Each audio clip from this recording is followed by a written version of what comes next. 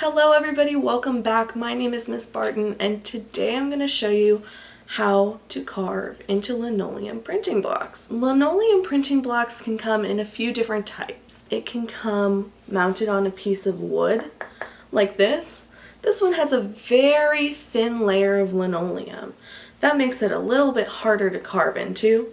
Today we're going to be using a sheet of linoleum. This is much more flexible, it's thicker, which makes it easier to carve into, and it's nice and soft, which means your tool won't get caught as often. Today we're going to be making some patterned sheets of paper, but before we get started, let's talk about what materials you'll need. A piece of cardboard. Mine is an old cereal box, but any scrap box will do as long as it's big enough for your ink and your print to sit side by side. You'll need some printmaking ink. Printmaking ink can either be water-based or oil-based. Oil-based is usually used for fabric printmaking, and water-based is used on paper products. It can either come in a tube, like this, or in a jar, like this. You'll need a linoleum carving tool. This one comes with a few different nibs. This one is a U shape.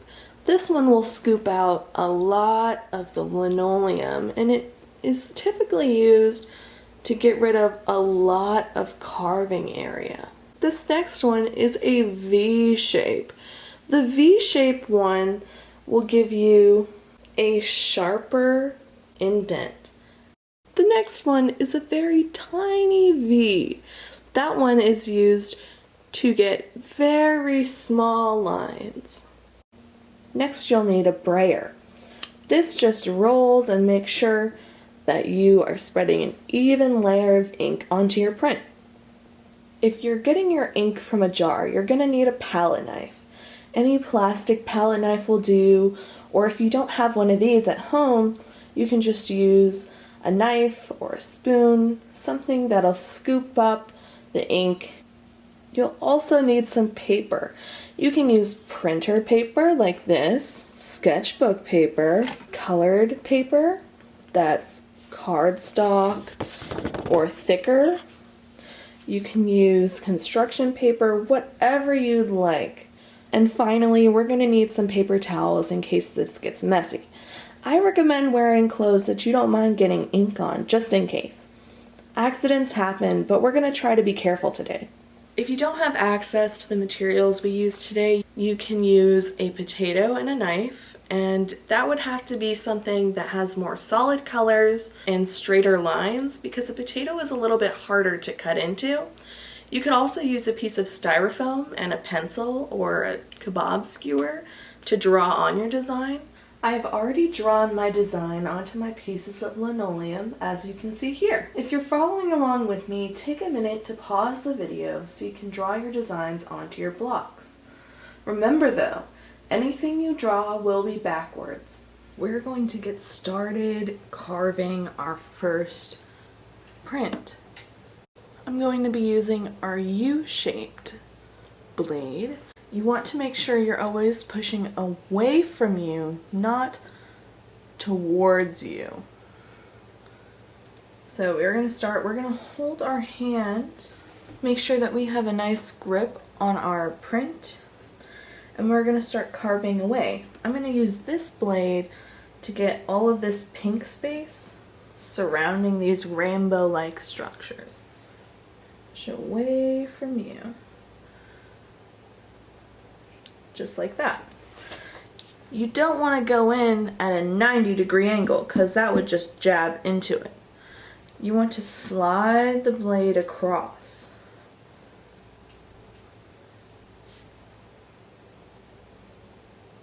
Just like this. Okay, so I'm going to carve the rest of this pink stuff out and I will get back to you.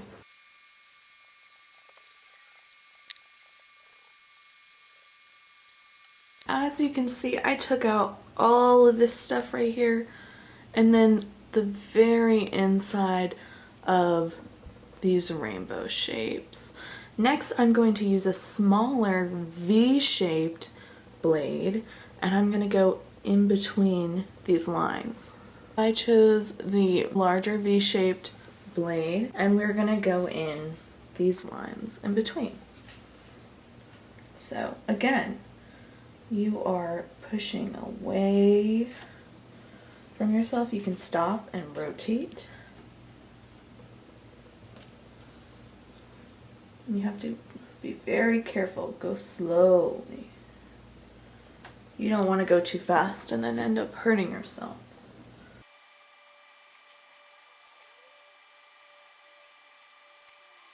Okay, so now as you can see, I've carved out everything in between these lines. Okay, so for this one, I'm just going to carve out the little rice-shaped things just like you can see here, and we're going to leave the rest of the surrounding block, we're going to leave that. We're just going to carve away the circles. I have finished carving. Our last carving block looks like this, and I will be using a V-shaped blade to carve out these lines. And it's going to be the same idea as with this one, where the rest will just be the color of our ink. I've decided to go in one direction and then turn my block to go the opposite direction.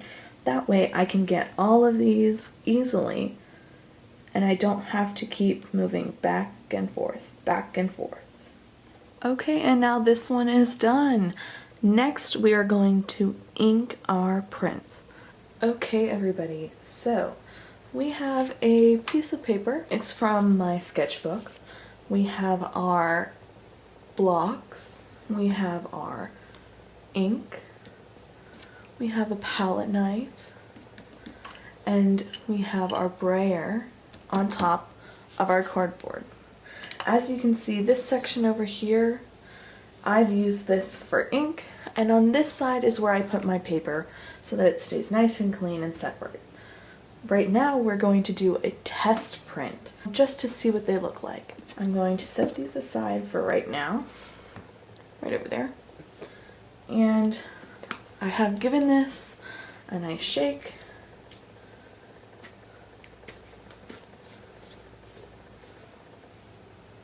Okay, so this is what it looks like. And I'm going to take my palette knife and I'm going to scoop a little bit of this in a line right over here. I'm scooping it in a line because I'm going to roll my brayer over it, and if it's in a line already it will be easier to spread. Okay, that should be good enough. Now you can always add more. I'm just going to start with this.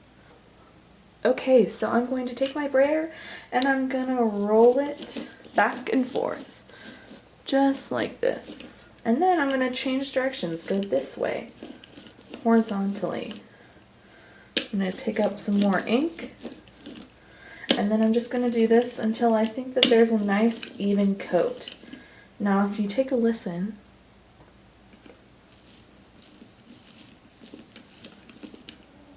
you want that sticky feeling, the sticky sound.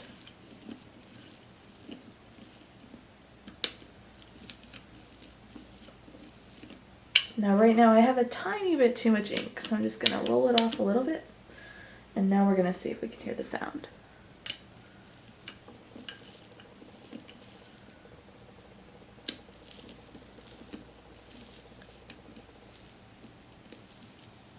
Yep, there we go. Okay, so now that we have our brayer inked up, I'm going to set that down. We're going to put the ink onto our block.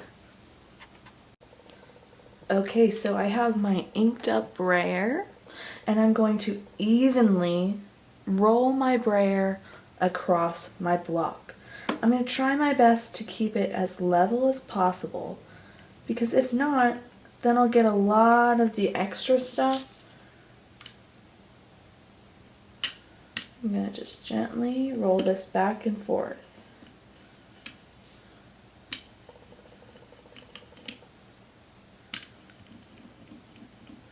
And you want to go at it from a bunch of different directions to make sure that you get all the spots inked up, all different directions.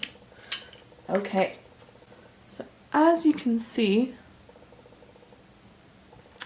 there's some ink over here, up there, and over there.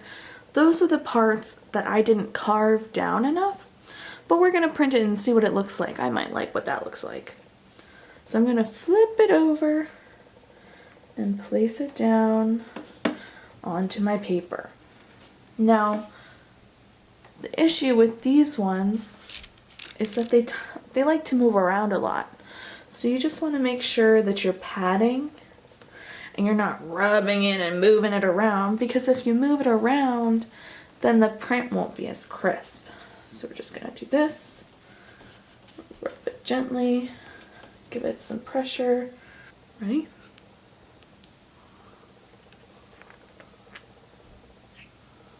Okay, I like the lines actually. I think that they add some nice texture to it. And when I print it over and over, I think it'll look even cooler. So I'm gonna set this one aside. It's still wet. I'm gonna use this again, so I'm not gonna clean it off just yet. Now I'm gonna do the same thing for both of these prints. And peel. Okay. This is what it looks like. Very nice. All right, now we'll do the last one. Boom. Tap. Okay. And peel. Okay, so this one had a little bit too much ink on it.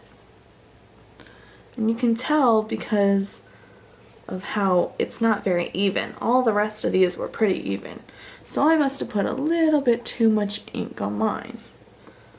But we're gonna try that one again when we do our paper. Now that we have our test print done, if there's any changes you would like to make before we make our pattern paper, now is the time to do so. If you're satisfied with how your test prints turned out, go watch the next video on my channel to see what to do next. Thanks for watching!